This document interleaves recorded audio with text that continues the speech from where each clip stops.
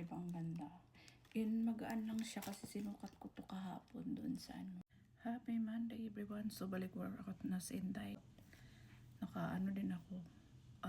Mahaba-haba din yung aking pag-relax last week. Nagpis lang ba sa Inday.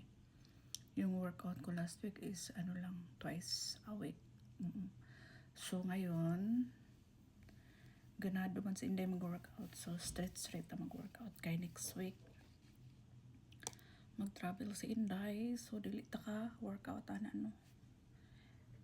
Yan. So tapos na ako nag-skincare and then last is mag-hairspray. Naligo ako kahapon, ano lang to, conditioner lang yung ano. Nilagay ko sa akong hair, hindi ako nagsishampoo. And bago ako mag-workout is mag-haul muna ako kasi kahapon So, mag-haul na si Inday sa kanyang na-shopping kahapon, no?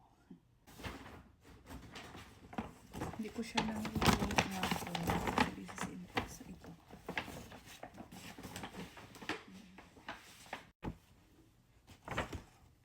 Yung mga bag ko is puro maliliit. Hindi siya pang travel.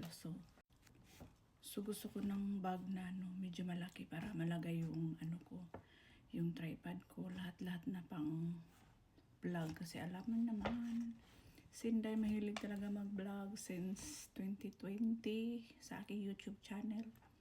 So kailangan hindi ko talaga makalimutan yung aking mga gamit pang vlog. Especially yung aking tripod. So ayan, hold na natin.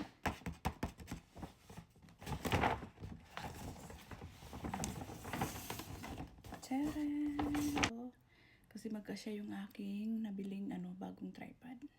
So ito yung nabili kong bagong tripod kasi mag-vlog ako doon, mag-picturean kaming tatlong aking anak na binata.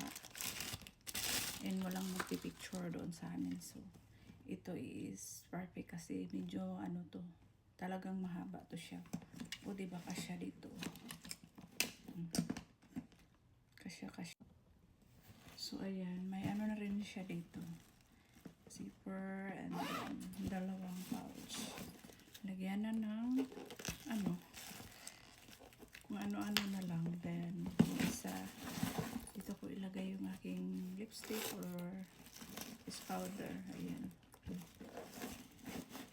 So kasyang-kasya talaga. Ibala ko sana is iti-turn ko siya ng wallet. So next time na lang.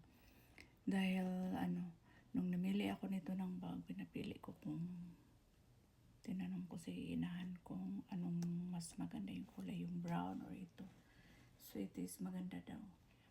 Then namili ako nito. Biglang nawala yung mag-ama. Ayan, tumingin pala sila ng shoes and then si Banabe lang namili ng shoes na kasi next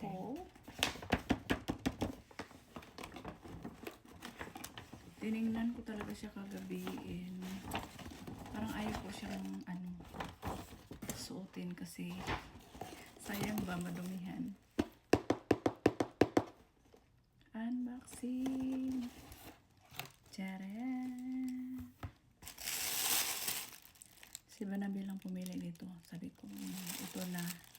Kaya pinali ko yung wallet kasi ito yung shoes na ko. Perfect kasi nga magta-travel kami, so medyo malamig dun sa sa Georgia daw. Tinanong ko yung aking anak kung kumusta yung weather doon.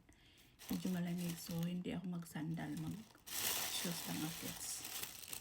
So ito siya, guys. Ayan.